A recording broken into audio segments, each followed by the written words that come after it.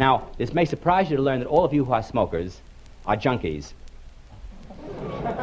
So, hello to all you junkies, because that's exactly what you are. A dope fiend, you see, is someone that you've always thought of as a junkie. Oh, poor dope fiend. Oh, how horrible, a dope fiend. Actually, the dope fiend is no more of a fiend than a tobacco fiend. What is the difference? One is socially approved and one is socially disapproved. But the addiction is just as strong. Now, actually, you know, this talk is a waste of time for those of you who are already smokers. It won't do you a damn bit of good. This talk is for those who are not smokers. Surprises you, doesn't it? You think I'm trying to get the smokers now. Wrong. Because you are junkies. You're lost. If I were to fill up this room with dope fiends and give them an inspiring talk on dope, they'd say, oh, he's so right, he's so right. And while they say it, they'll take a shot in the arm. So it really isn't going to help those of you who are already smokers. I'm talking to those of you who have not yet started.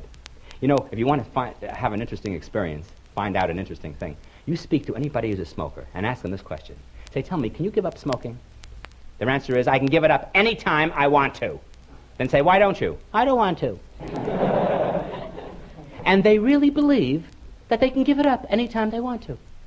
The truth of the matter is, they cannot give it up at all because they are gripped by the throat by this terrible addiction. Just as dope grips you so that you are powerless to give it up by yourself, in general. This is the same thing is true of tobacco. It is one of the most difficult things in the world to cure that I have ever seen. Now, test yourself, and you'll see. Every time you smoke a cigarette, ladies and gentlemen, you put a nail in your coffin. A real nail in the coffin. You light a cigar, you put in a plank.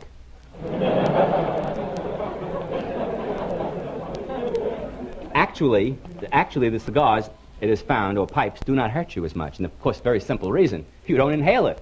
A cigarette smoker inhales the smoke into his body. It goes through his nose. It goes through his sinuses. It goes through his lungs. And it comes out God knows where.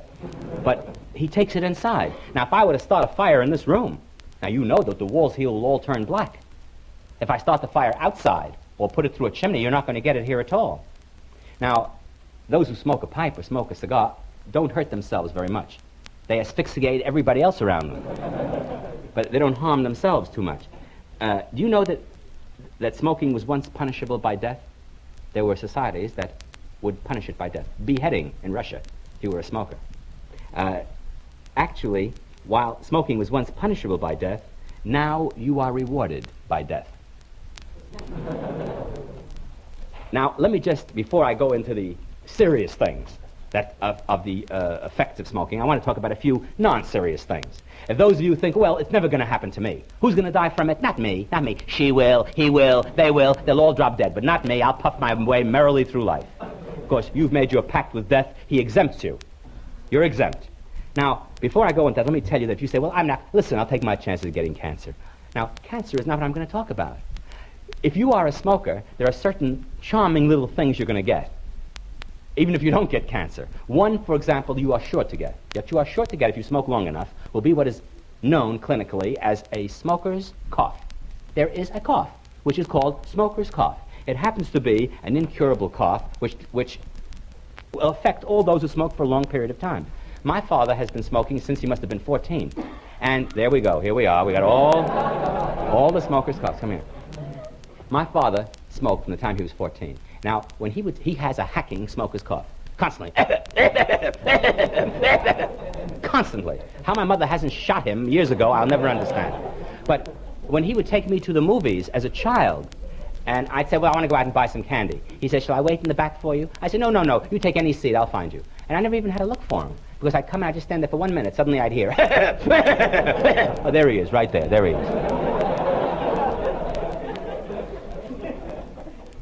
That's one sure little reward you're going to get if you continue or ever start this disgusting addiction.